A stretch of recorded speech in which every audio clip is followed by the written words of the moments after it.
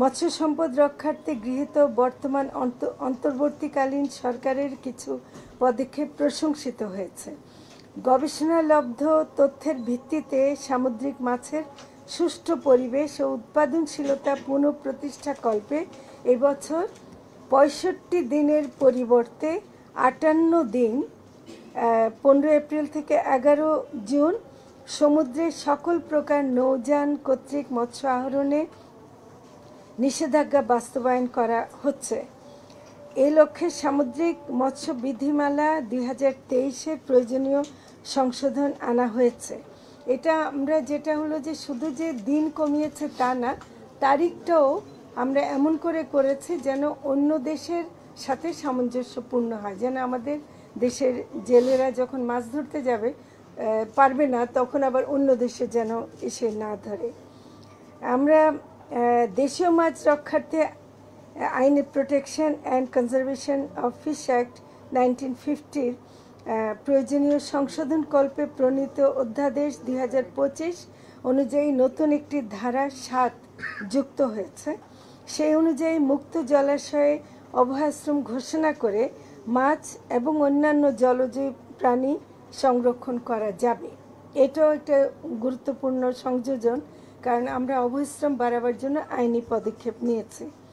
তাছাড়া মাইলিশ ও জাটকা সহ অন্যান্য মাছ আহরণ নিষিদ্ধকালে মানবিক সহায়তা কর্মসূচির আওতায় প্রান্তিক প্রকৃত মৎস্যজীবীদের তালিকার ভিত্তিতে ভিজিএফ চাল প্রদান করা হচ্ছে। 2024-25 অর্থবছরে মোট 12,65,449টি জেলে পরিবারকে 1,04,662 মেট্রিক টন ভিজিএফ চাল বিতরণ করা হয়েছে। মৎস্যজীবীদের সহায়তা দেয়া পরিবার প্রতি চালের পরিমাণ আগে যেটা 40 কেজি ছিল, আমরা এটাকে এখন 50 কেজি করার প্রস্তাব ইতিমধ্যে খাদ্য মন্ত্রণালয় দিয়েছে। আমরা আশা করছি যে সেটা গ্রহণ করা হবে।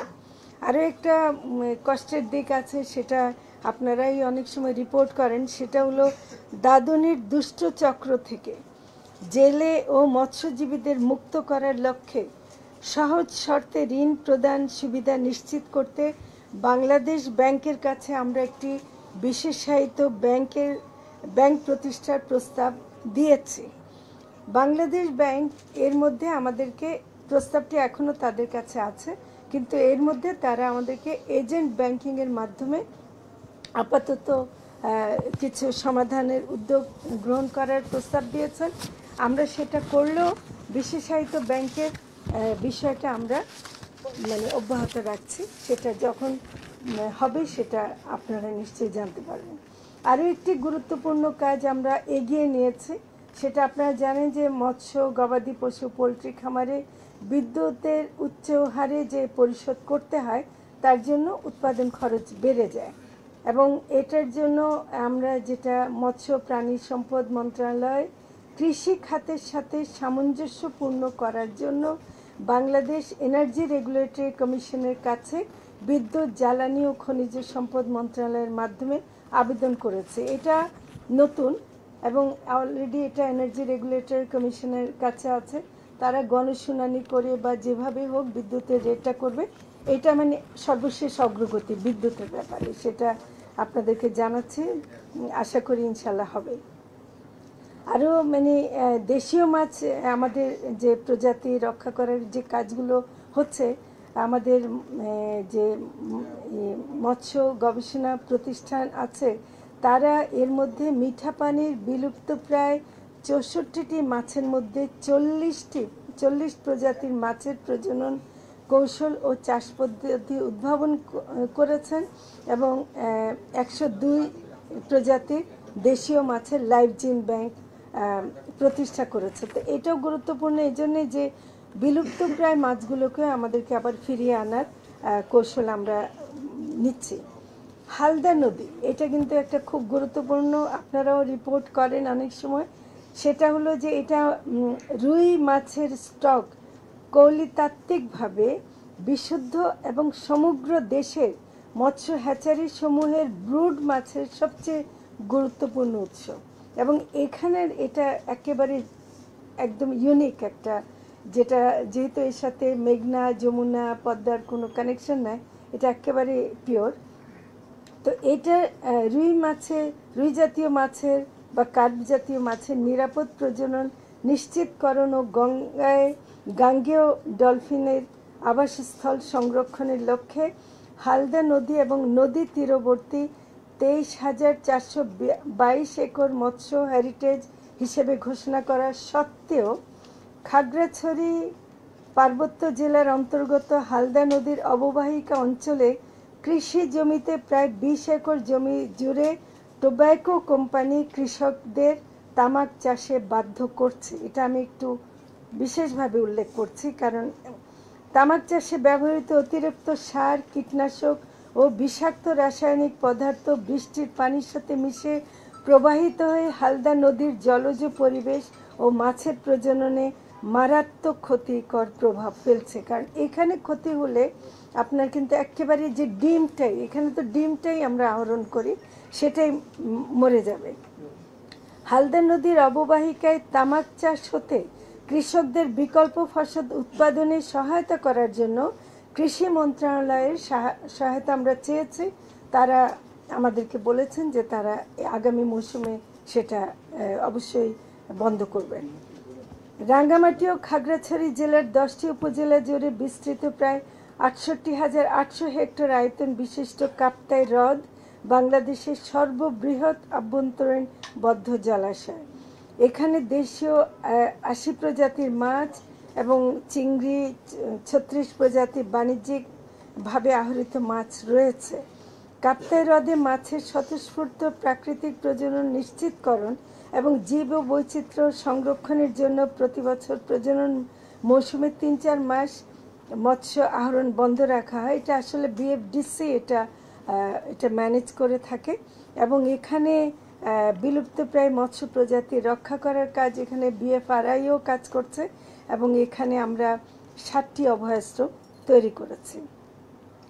আরেকটি বড় বিষয় যেটা আপনাদেরও সবসময় আসে, সেটা হলো যে আমাদের মৎস্য সম্পদ রক্ষায় একটা বড় অন্তরায় হচ্ছে যে এই যে কারেন্ট জাল, চায়না দুয়ারি জাল সহ বিভিন্ন ধরনের নিষিদ্ধ ক্ষতিকর জাল ব্যবহার হচ্ছে এবং এর জন্য যেটা হয় যে একেবারে রেণু পোনা সহ সব ধ্বংস করে দিচ্ছে।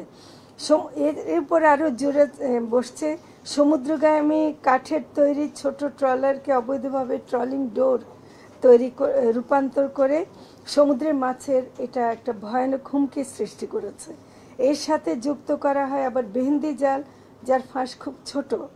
এর ফলে সামুদ্রিক জলজ জীব বৈচিত্র্য ধ্বংসের মুখে পড়েছে। এটা আমি আপনাদেরকে বলবো যে এটা খুবই আমরা চিন্তিত। এর মধ্যে মুন্সিগঞ্জে যে কারখানাগুলো ছিল সেগুলোতে অভিযান চালানো হয়েছে এবং বন্ধ করা, উৎপাদন বন্ধের চেষ্টা করা হচ্ছে। তাও এটা আমরা আবার উল্লেখ করতে চাই। এখন আমি জানি যে আপনারা যেটার অপেক্ষায় বসে আছেন সেটা হল ইলিশ মাছ। হ্যাঁ, আমি খুব যে সুখবর দিতে পারবো তা না, কারণ এখন মাত্র ইলিশের ভরা মৌসুম মাত্র শুরু হয়েছে। তো কাজে এটা একটু এটা করতে গিয়ে আমাদের আবার মৎস্য সপ্তাহে নিউজটা কম করেন না, এটা একটু আমি বলে দিচ্ছি। ইলিশ মাছটাকে অবশ্যই আমাদের একটা খুবই গুরুত্বপূর্ণ।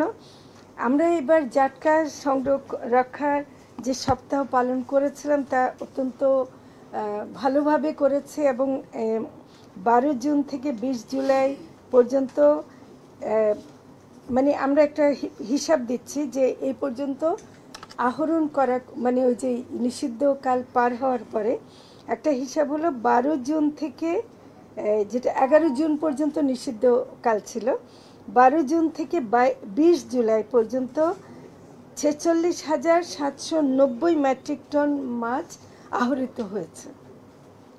বাংলাদেশ মৎস্য গবেষণা প্রতিষ্ঠান ওরা অনেকগুলো মডেল ব্যবহার করে, তার মধ্যে অ্যারিমা মডেল অনুযায়ী 2024-25 সালে ইলিশের উৎপাদন ছিল 5,38,000। ওরা এখন বলছে যে এই মানে এটা 5,45,000 পর্যন্ত যেতে পারে, কিন্তু এটাও সতর্ক করে দেয়া হয়েছে যে 2023-24 অর্থবছরের মতো যদি উৎপাদন হ্রাসের প্রবণতা অব্যাহত থাকে তাহলে প্রকৃত উৎপাদন কমও হতে পারে। আমরা জেলা প্রশাসক, নৌবাহিনী, কোস্টগার্ড, নৌ পুলিশ দিয়ে জাটকা রক্ষায় যৌথভাবে বিভিন্ন অভিযান পরিচালনা করেছি, কিন্তু নির্বিচার জাটকা নিধন সম্পূর্ণরূপে বন্ধ রাখা যায়নি এবং প্রতিদিন আমরা ওদের কাছ থেকে রিপোর্ট পেয়েছি যে অনেক জাটকা তাদেরকে ধরতে হয়েছে। এর সাথে যুক্ত হয়েছে নদীর নাব্যতা হ্রাস, নদী দূষণ, বৃষ্টিপাত সময় মতো না হওয়া এবং মাত্রা অতিরিক্ত তাপ, এগুলো কিন্তু ইলিশের জন্য গুরুত্বপূর্ণ ছিল। গত 2 সপ্তাহে অতিরিক্ত বৃষ্টি ও ঝড় বাদলের কারণে জেলেরা মাছ ধরতে যেতে পারেনি, তবে যারা যেতে পেরেছে তারা মাছ পাচ্ছে। ইলিশের দাম এখনও আনফর্চুনেটলি আমি বলবো যে আমি দুঃখের সাথে বলছি যে এখনও আমরা নাগালের মধ্যে আনতে পারিনি। হ্যাঁ, কিন্তু মানে এখনও ঢাকায় আমরা প্রতিদিনই প্রায় আড়তদারদের কাছে খোঁজ নিচ্ছি এবং গত 30শে জুন আমরা আড়তদারদেরকে নিয়ে এবং সবাইকে নিয়ে, যত স্টেক হোল্ডার আছে সবাইকে নিয়ে মিটিং করেছে যেন কোনো অস্বাভাবিক কারণে ইলিশের দাম না বাড়ে। কিন্তু এখন যেটা হলো যে এখনও 1 কেজি দাম মানে 2000-এর নিচে তেমন একটা পাওয়া যাচ্ছে না। তো সেটা আমরা আশা করছি যে সরবরাহ যদি বাড়ে তাহলে এটার দাম কমবে। এবং আপনারা এর মধ্যে খেয়াল করেছেন যে প্রধান উপদেষ্টার কার্যালয় থেকেও ইলিশের দাম নিয়ন্ত্রণের উদ্যোগ নেওয়া হয়েছে, কারণ চাঁদপুরের যে ডিসির চিঠিটা এটা আমাদের কাছেও এসছে এবং প্রধান উপদেষ্টার কাছেও গেছে, তো ফলে সেখান থেকেও হচ্ছে। তো আমরা আশা করি মৌসুম তো এখনও আছে, কেবল শুরু হলো, এটা আছে। আমরা প্রবাসে যারা আছেন 2টি দেশে, সৌদি আরব এবং আরব আমিরাতে আমরা 11,000 মেট্রিক টন রপ্তানি ইলিশ রপ্তানির একটা অনুমতি আমরা দিয়েছি, সেটা আগামী অগাস্টের মধ্যে হয়তো হবে। আমি এমনিতে ধরেন আমাদের গুরুত্বপূর্ণ দিক হলো আমাদের মেরিন ফিশারিজকে কেন্দ্র করে আমরা বলেছি যে 1,18,813 বর্গ কিলোমিটার আমাদের একটা এলাকা রয়েছে। এই লক্ষ্যে মেরিন প্রোটেক্টেড এরিয়া ঘোষণা ও ব্যবস্থাপনা করা হচ্ছে। সামুদ্রিক জীব বৈচিত্র্য সংরক্ষণে মৎস্য প্রাণী সম্পদ মন্ত্রণালয় সামুদ্রিক এলাকায় মেরিন রিজার্ভ, নিঝুম দ্বীপ সামুদ্রিক সংরক্ষিত এলাকা এবং নাফ সামুদ্রিক সংরক্ষিত এলাকা নামে 3টি সামুদ্রিক সংরক্ষিত এলাকা ঘোষণা করা হয়েছে। আমাদের একটি নিজস্ব গবেষণা জরিপ জাহাজ আছে আরবি মিন সন্ধানী, এর মাধ্যমে বঙ্গোপসাগরে এ পর্যন্ত 54টি সার্ভে করা হয়েছে।